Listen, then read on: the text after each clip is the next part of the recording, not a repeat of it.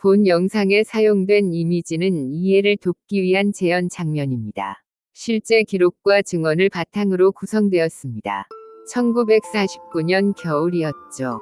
전쟁이 끝난 지 몇 년 되지 않았던 시기입니다.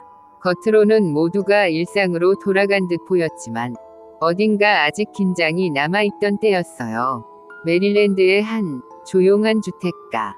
비슷한 모양의 집들이 줄지어 서 있고 밤이 되면 가로등 불빛만 길게 늘어지던 동네였죠. 그 집도 겉보기엔 평범했습니다. 문제는 밤이었어요. 소녀는 말수가 많은 아이는 아니었다고 합니다. 학교 이야기를 길게 늘어놓는 성격도 아니었죠. 그런데 유독 이모 방에는 자주 드나들었어요. 저녁 식사가 끝나면 자연스럽게 그쪽으로 향했고 문이 닫힌 채 한참을 머물렀다고 합니다. 이모는 종교적이면서도 영적인 현상에 관심이 많았던 인물이었습니다. 작은 나무 상자 안에 위자보드를 보관하고 있었다는 기록도 남아 있습니다. 그것을 놀이처럼 사용했는지 진지하게 믿고 있었는지는 분명하지 않아요. 다만 소년이 그 옆에 오래 앉아 있었다는 점은 여러 증언에서 공통적으로 등장합니다. 그리고 이모가 세상을 떠난 뒤 집안의 분위기가 조금씩 달라지기 시작했죠. 처음에는 소리였습니다. 벽 안에서 짧게 긁히는 소리였어요. 아버지는 쥐라고 생각했습니다. 망치를 들고 벽을 두드렸죠. 그러나 아무것도 발견되지 않았습니다. 그런데 소리는 멈추지 않았어요. 잠깐 조용해졌다가 다시 밤이 깊어질수록 그 소리는 더 또렷해졌다고 합니다. 소녀는 나중에 이렇게 말했다고 전해지죠.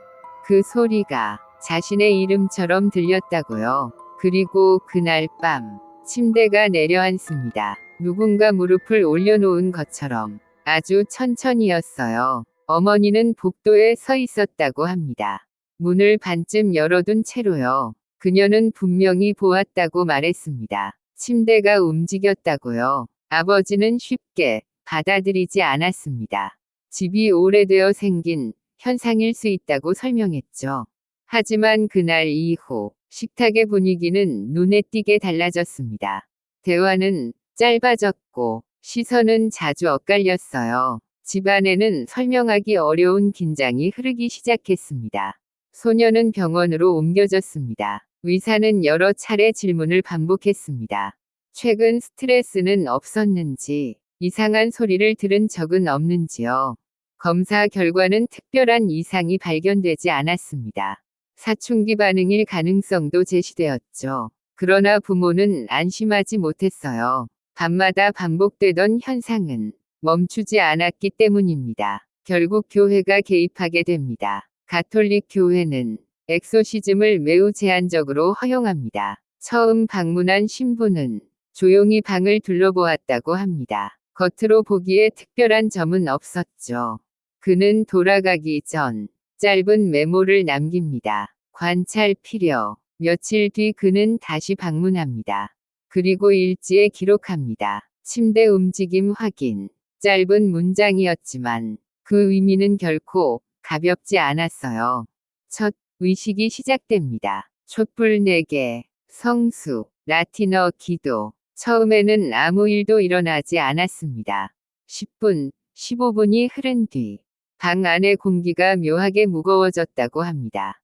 촛불 하나가 흔들렸죠. 창문은 닫혀 있었습니다. 소년의 손가락이 미세하게 움직입니다. 그리고 천천히 눈을 뜹니다. 여긴 그의 집이다. 그 목소리는 아이의 것과 닮아 있지 않았다고 기록되어 있습니다.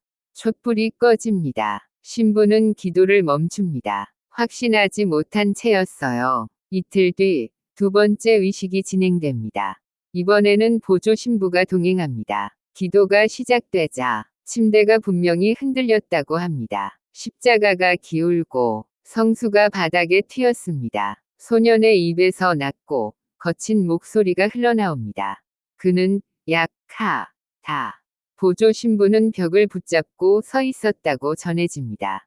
의식은 새벽까지 이어졌습니다. 이 과정은 며칠 더 반복되었죠.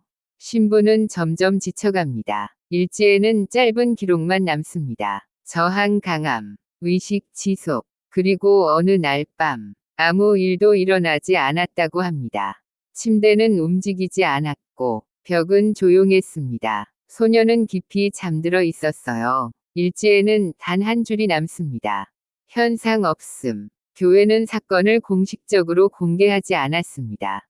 문서는 보관됩니다. 20년 후, 한 작가가 이 기록을 접하게 되죠. 그리고 이야기를 씁니다. 1973년, 영화가 개봉합니다. 극장에는 긴 줄이 생겼고, 상영 도중 실신했다는 기사도 등장했어요. 과장이 있었는지는 확실하지 않습니다. 하지만 한 가지는 분명합니다. 그 기록은 사람들의 기억 속에서 사라지지 않았다는 사실입니다. 지금도 이 사건에 대한 의견은 엇갈립니다.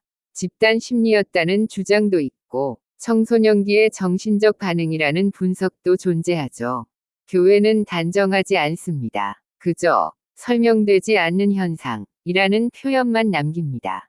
그 집은 아직 존재합니다. 교회도 남아 있습니다. 기록도 보관되어 있어요. 결론은 명확하지 않습니다. 다만 그 겨울 그 방 안에서 무언가는 분명히 기록되었습니다. 그리고 그 기록은 지금도 조용히 남아 있습니다. 이 기록은 여기서 끝났지만 실화 미스테리 공포는 아직 많이 남아 있습니다.